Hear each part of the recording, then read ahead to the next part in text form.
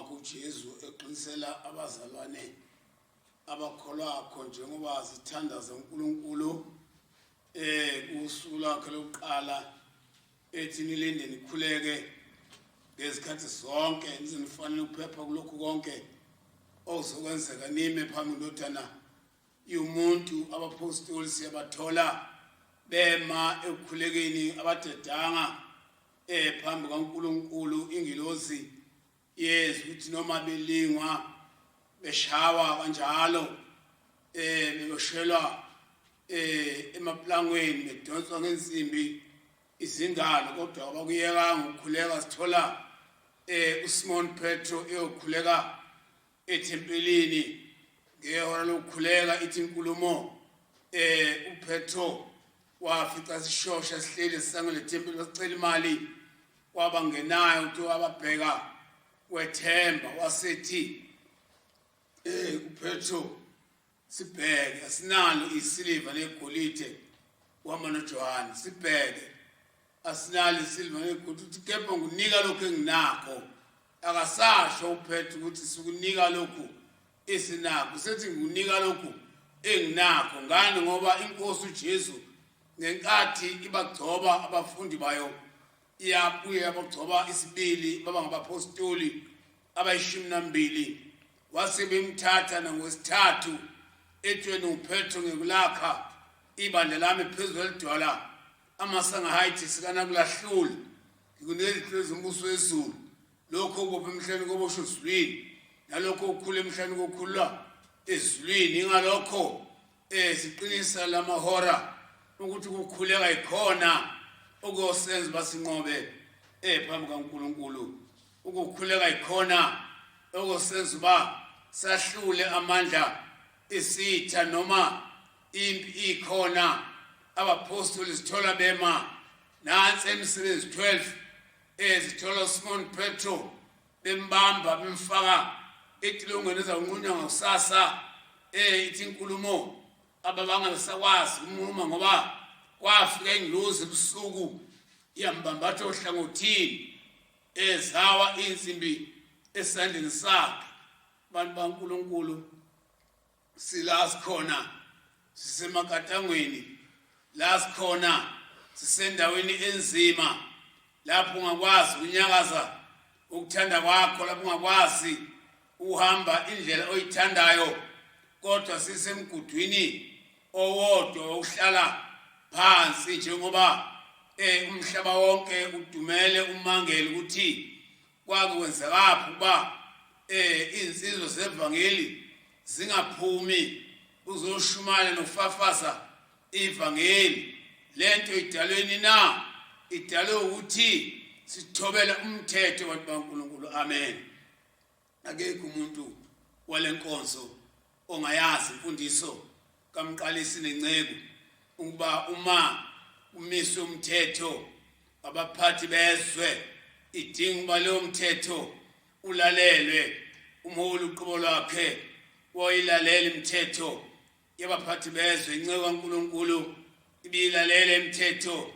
yabaphathi bezwe ithi mani phuma anodlula niyezinduneni emakhosini niyobikwa ukusenikhona endaweni, njengoba siyazi ukuthi umqalisi uqobo lwakhe eqala ushumayela ivangeli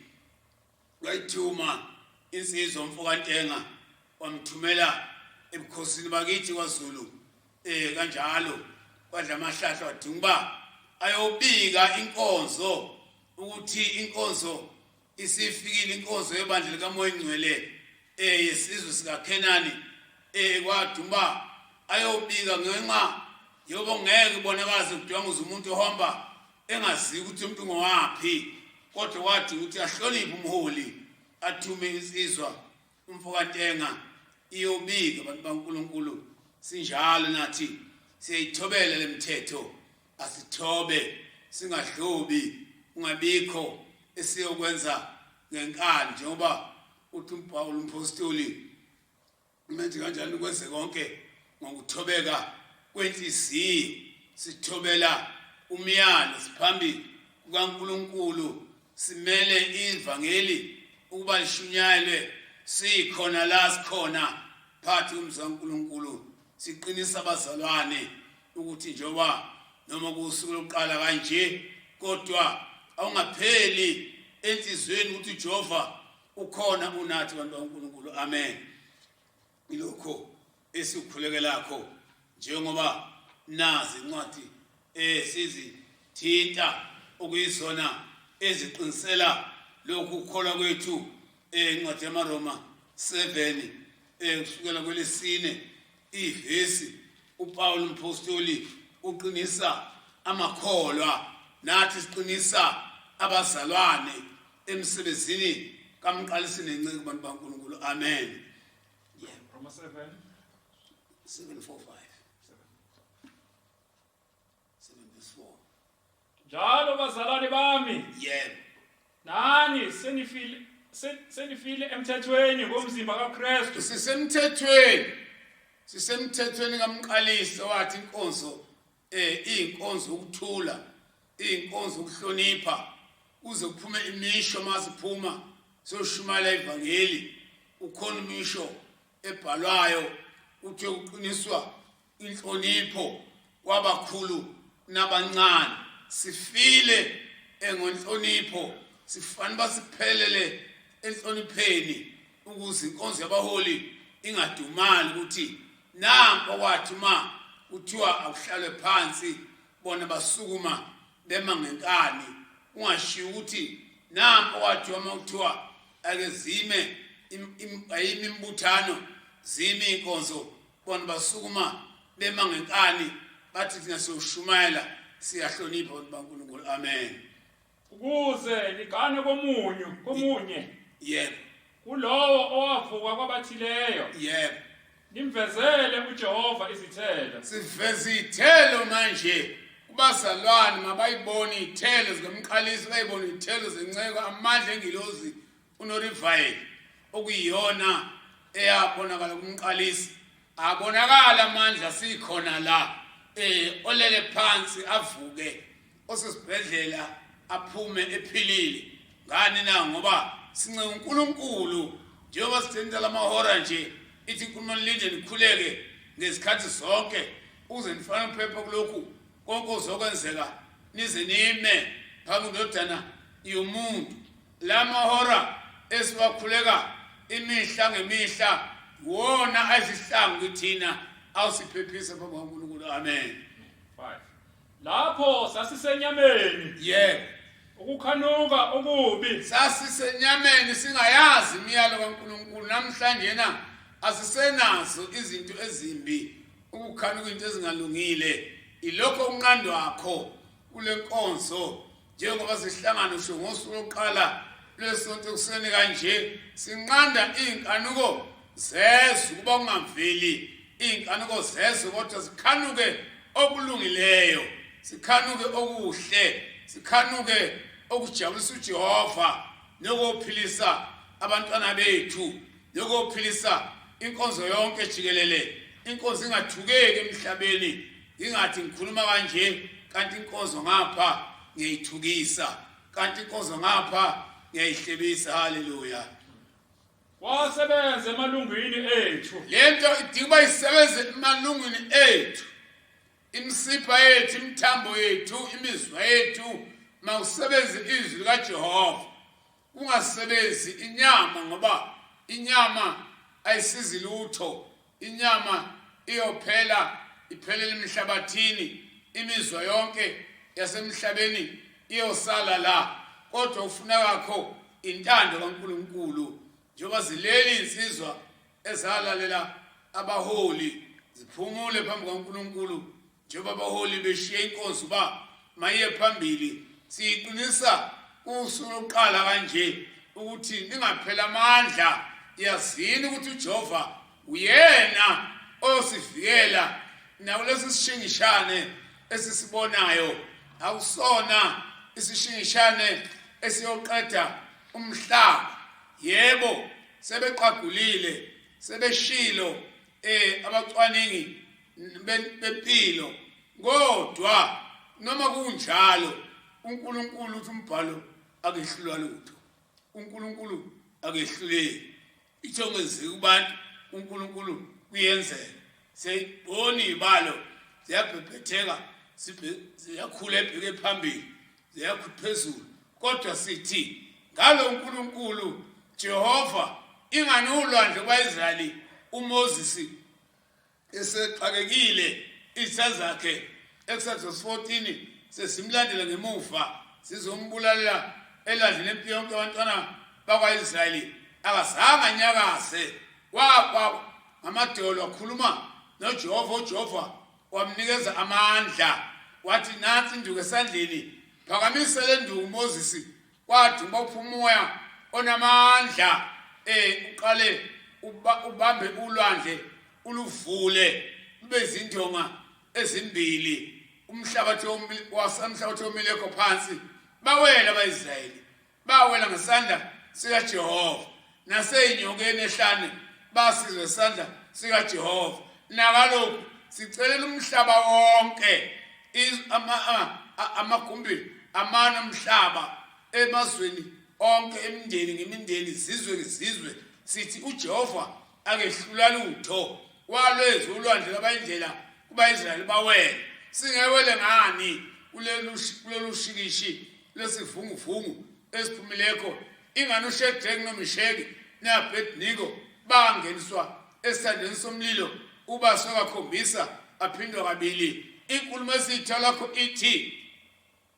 kwathi uba kwehla ingilosi ezulwini babonakala sebebane bengasebathathu yini na ingoba babemile uNkulunkulu asho njalo uMeshaki beyofakwa phakathi ebuza inkosi uNebukadnezar ukuthi lo uNkulunkulu wenu enimkhonzakho anganisindisa kulomlilo ngoba sile khona bathi inkosi uJehova ukwaziwa ukuthi asizange thina sasikhonza esizithombe esibazwe ngezandla noma singasha akubacala lalutho yathunywa ingozi yazobatakula yabakhipha sithi nathi sizwe sika Jehova sizwe sikaNkulunkulu bantu bakaNkulunkulu ndeni ngemindeni izizwe ngezizwe siyotakulwa uJehova akekho umuntu onamandla phezulu ukaJehova ngoba sithola lencwadi kaExodus ukuthi kwathi uba kwenzeka isimangaliso ulwandle lwavuleka lwabayindlela sithola manjena uShadrach noMeshaki uDaniel esemgodini wezingonyama kwathi uba kuzingilozi izomembatha angakwazi amabhubesi ukuvula imlomo amdle sithola uJeremiya umprofeti ephakathi odakeni olumnyama efakwe ngenzondo yokuprofetha kwakhe kuthiwa wenza abantu babesabe bangayimpini kodwa kwathi uba ingozi imvikele khona lapho kwathi uEbed-Meleki umkhushi wayewomdonsa nathi ingozi noRivali iyawusidonsa kulolu taku ingozi noRivali elilibandla iyoyimela inkonzo emagumbini amane omhlaba iyobamela abakhulu abancane endani zonke uNkulunkulu uyoselula isandla haleluya yeah wasebenza emalungwini ethu yebo size siveze izithelo zokufa kuze siveze izithelo thina siveze izithelo manje ukuthi uNkulunkulu makabonakala ukuthi ukusebenza kwengilosi kukhona kukhulu usuku lokuqala nje sibuka yona leyo ngilosi ngoba nangosuku lesabatha bekuqiniswa leyo nto nanamhla siqinisa leyo nto ukuthi Jehova mnini mandla akuwenzi wathi onongenzeki kubantu wena kuyenzeka haleluya 6 kepha kalokhu sikhululiwe emthethweni yebo sifile kulokho yebo ebesiboshwe ngakho besiboshwe isitha esiphumile kuba singanyakazi bantu baNkulunkulu silalela izwi lombuso ngakho awungabikho ukudeda ngenhliziyo ukuthi laba bantu abasabonakali kusho ukuthi ukukholwa kuyaphela ukukholwa akupheli wena uyayazi imfundiso kaMqalisi nenceko mana emfundisweni yabaholi siyazazi izinto ofanele sizenze ezikaNkulunkulu izimiso zikaJehova uzenze njengoba zinjalo ungagudluzwa lutho ungabuki ngapha nangapha asabuki manje indaba ukuzibuka wena kodwa buka okaNkulunkulu okufuna ngikhole ukukhulu ukuba ngibuke okaNkulunkulu bakufezeke okaNkulunkulu njengoba izinkulumo abaIsrayeli bathi ma behlupheka bahlangana banikela iminikelo yabo kuJehova bekhala uNkulunkulu wabezwa wabaphendula ekuhlupheni kwabo konke okwakubaphethe basindiswa nathi sikhulekela uba sisindiswe uNkulunkulu simile sikwenza okungokwakhe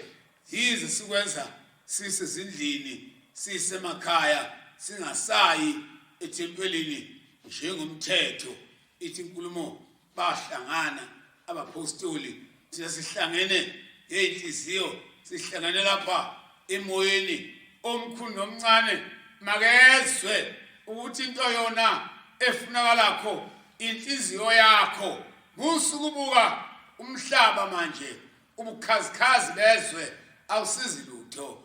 manje kanjalo ubukhazikhazi ofuna ubukhalele obukaNkulunkulu ukuze ubone umbuso kaNkulunkulu ukuthanda izwe uthi umbhalo ungalithanda izwe nezinto zalo umaze nithanda izwe ngizawulahlekelwa uJehova ingalokho ufuneka sinamathele uJehova umnini mandla ngalesi sikhathi sobunzima lobu bunzima lomlilo esiubonakho uzawushabalala abantu baNkulunkulu amen lo mlilo esiubonakho akuwona umlilo ozoqeda izwe kodwa sizokhonjiswa ubukhulu kaNkulunkulu siyawuza umbhalo uma uthi ngolishaya izwe ngesilonda esingayikwelashwa ukhona uJehova uNkulunkulu owathi umholi umqalisi nencengo yakhe njengoba sikhuluma kanjena nje uyezwa uyabona ukuthi enhlizweni zethu sikhalela imphefumulo yabantwana babantu emhlabeni wonke jikelele haleluya yebo ukuze sikhonze ngomoya omusha kufuneka sikhonze ngomoya omusha manje qale phansi sibe ngamakholo impela uzwakala hayi ingene manje inkonzo isemalungini thina ungakhonzi ngoba ubona umkhonzi eduze kwakho akuyena umkhonzi ozokusa phambi kaNkulunkulu yile ngilozi uNorivael sibuka yona manje ngoba lo mkhonzi naye ubuka le ngilozi nawe buka le ngilozi thina sonke manje sokufuneka sihlangane kanti siyona njengoba uthi umbhalo abakholwa kuMsezi 4:32 abakholwa kho babe ndawonye enhliziyonye bahlanganyela izintana zabo zonkana akekho athutho lungo lwakhe bahlephula isinkwa izindlu ngezindlu uma namhla ungaqhamuka ungabili lokho okwenziwa ngabapostoli ngoba sekuphambene noNkulunkulu asinakuphambana ke thina nokomqalisi nenceku umholi umqalisi uqobo lakhe siyawazi ukuthi eqala lenkonzo phansi eJerusalema imishini yokuqala akumgwaqo wayehamba nabazalwane esebenza nabazalwane njengoza kukaPaula ethi uPaula imsebenzi 18 wayemsebenzi munye kunye nabo kanjalo akha amathente akha imkhumbi umqalisi wayemsebenzi munye nabazalwane manje emba imigwaqo nalapha esufike lapha eMpumalanga wayemsebenzi munye nabazalwane emgwaqo uphekwa bhodo linye udliwa bhodo linye ukhayena uqala akhele bonke abantu athi masidle kulo leli bhodo elilodwa enza na ubunhliziyonye ingakho ke sithi lokhu ukukholwa asibenhliziyonye webazalwane haleluya leli insizwa ezasebenza kanzima ezilwela uba inkonzo ingafatalali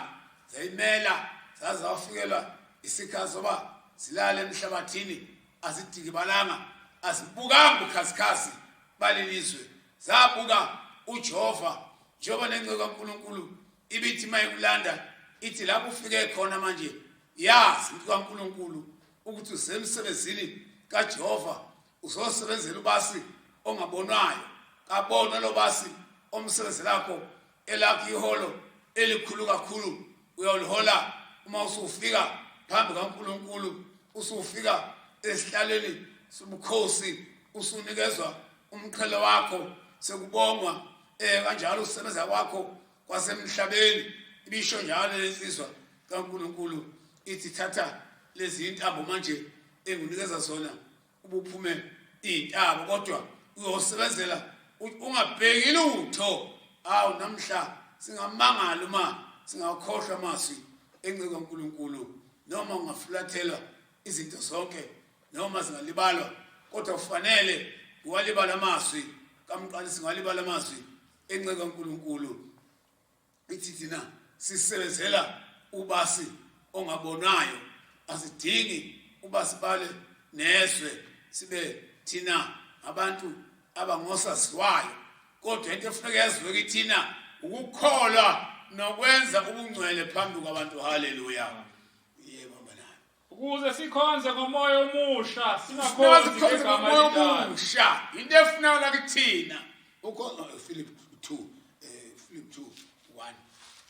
ukuze sikhonze ngomoya omusha into kuyona efunakalakho siqinisa leyo nto phambi kaNkulunkulu kulolu suku lokuqala sithi abazali mabaqine ekukholweni bangathambi bangasho ukuthi abakhonzi asibaboni sikhona uthi uPaula ikhona ngomoya wami noma ngekho kini ngenyama kodwa ngomami ikhona nathi sikhona phathi njengoba silikhulekela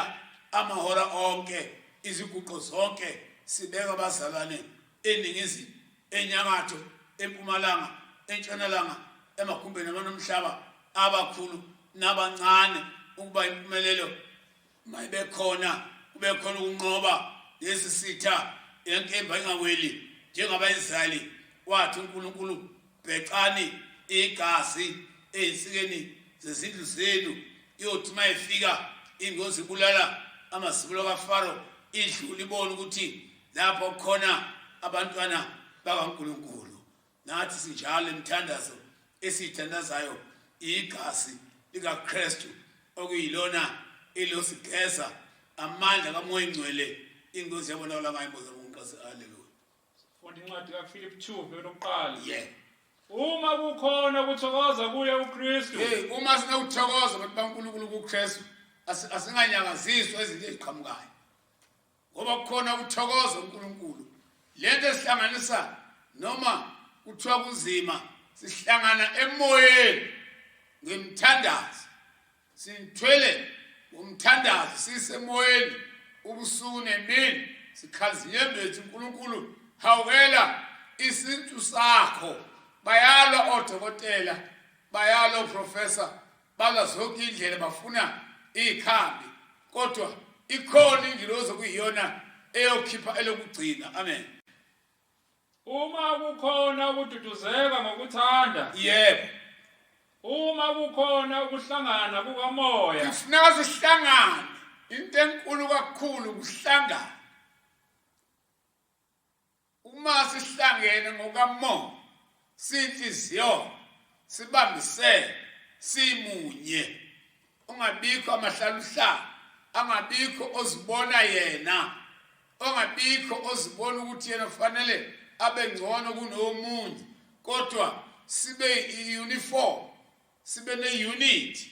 lokho kosenza uba sibe namandla emthandazo wethu inqotshwe lempi esilwa nayo uNkulunkulu yokwenza uba ibanjwe lempi ngoba sidubula ngesibhamu esisodwa sikaMoya Ngcwele amen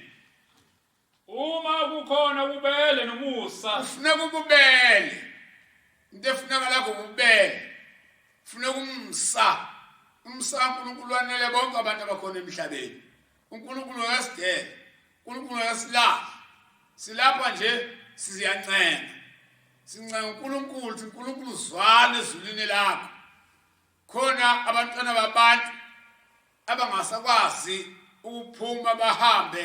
baya lapho bethanda ukuya khona ngenxa ukugula okusemagazini abo sithi khona lapho ebhedlela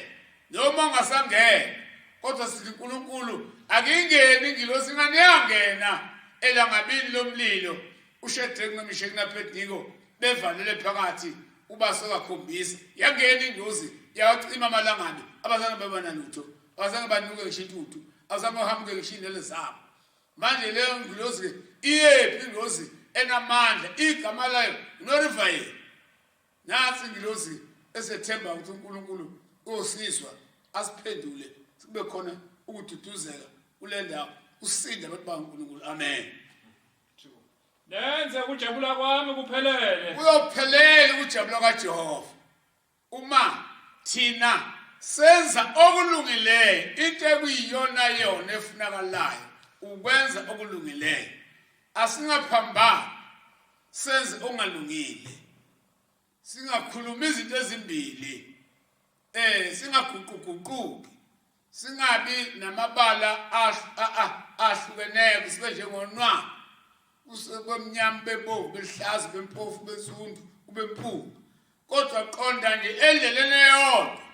qonda indlela kaNkulunkulu ukuthi akufuneki mase kunje kube khona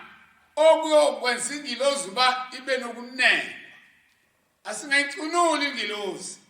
asenze ingozi jabule ngathi ukuthi nampa abalwa noma sekunzima balwela umhlaba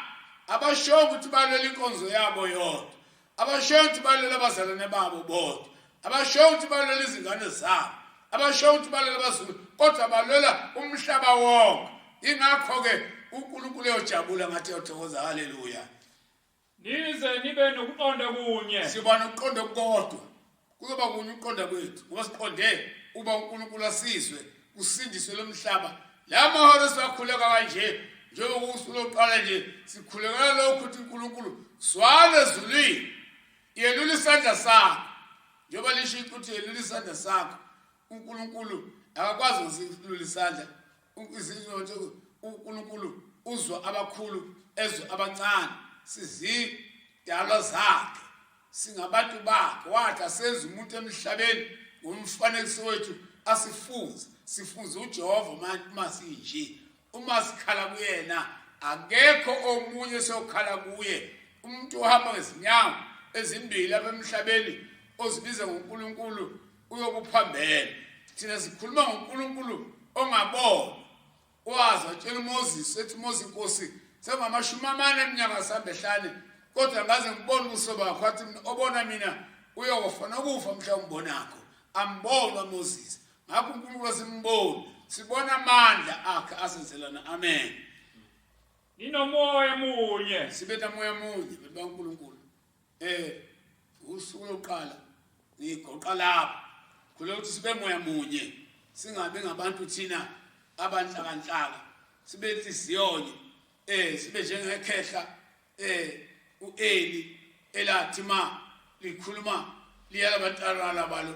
lathi batabami ngiyanibona khona into eseniyenza engalungile nona abantu akhuzi ikhehla umuntu omdala amadodana akhe engasahambi ngokuthense phambi kaNkulunkulu sikhuza umhlaba ukuthi masihambe thina sonke ngokuthense lakho zikhehla manje njalo uSamuel wesibili yakhuza umuntu omdala wakhuza abantwana bakhe namhlanje na ungayisimanga uma thina singanakhuzeka uSamuel uqala wesibili esemashumi 20 isifundo usuka laphansi kodwa indaba enkulu engiqondile ukuthi wakhuza amadodana akhe wathi lento eliyenzayo angiyithandi ebusweni bukaJehova nona abantwana babantu akufanele inhliziyo zabantwana babantu zonakala noma zilimale ngathi abantu baNkulunkulu kufanele inhliziyo zabantwana babantu zithokoze nami ngibe uyena omesaba uNkulunkulu nawe mesaba uNkulunkulu ukhona lapho ukhona ungasho ukuthi uNkulunkulu akekho uNkulunkulu ukhona sibuka ingilozi thina uNorifayeli ebuka inkonzo yayo emakhumbeni amamhlaba engakho sithi sikhulekela uba umhlaba wonke uJehova asehawukela sikhumbule egama uSisu siyathandaza amen. Babo ingcwele Nkosi yami egameni lakho Yehova umenzi wenkanyezi nezwi nomhlaba wathi umholi umqasinqeke yakho siyacela Nkosi yami alikho ithemba esinalo ngaphandle kwegama lakho iyo lengilozi eyazibona usebo sami esihlahleni somduni yakhuluma nomholi umqasinqeke yakhe siyacela uNkulunkulu sihawukele wena hawele impumputhe ihlezi endleleni yambona emehlweni baba sifikele isikhathi sobunzima sicela amandla akho uvule la uvale khona uqaqe la ubheke khona uNkulunkulu lekho vesa usiyami kuyona nto eyokwenza umhlaba wonke unqobe lesisitha lento ephumileko emhlabeni isihlangu sokulwa nayo sikuwena imkhonto ukwaza lempi ikuwena nika baba vula ubuchopho nemqondo yodokotela abacwaningi bempilo bakubone Nkosi yami ukulwa kwaleli kuba iqhamukapi bakwazi ba ibanjwe ingabanjwa ngapha ngesandla kodwa ibanjwe ngenxa kaNkulunkulu esivezela ukuphila sikhulekela ukuphila emhlabeni wonke eningizimu enyakatho empumalanga emazweni ngamaswe izizwe siyayicela ingozi akuhawukela abantu bakho ngabo ingcwele bakhetha msili bahleli sebejengeyintandane abaningi abasakwazi ngisho ukufaka unyawo endleleni bathi bayihlotsheni zabo noma bokushoniwe awusayeli kalula noma esehambile umuntu akasabona ngamehlo kepha sewuzwathi nje usebekiwe ngenqaba ubonakala lomlilo uzokhela wonke umuntu sicela ingilozi ivule Nkosi yami la uvaleke khona akuqaqe simakade sokulunga leli katanga akelithukulule ile ngilozi yomqasi lengozi kaMongcwele kutshe inkosi wephathe amen. Baba wethu sesulile mahloshi igama lakho buso wakho mawusi yandi yakho manziwe hlabeni yasesibili sibizo senhlangamihla thethelela amacala ethu ngisathethelele abanicala kithi ungasinsilweni kodwa sinsukubili obumbuso wakho amandla obukhosi makuzwe phakathi amen. Bonga uthuma ubukhosi babe kuyise uNkulunkulu indodana uMoya Ngcwele ingozi entathu Nkosi yami awuzihawukele sikhumbule Nkosi yami uhlakazwe lesi sidleke Nkosi yami noma beyinhloboni yebulawo noma beyinhloboni lesishingishane esiphumileko ingozi nqobe sibanje ngamandla kaJesu baphathe amen.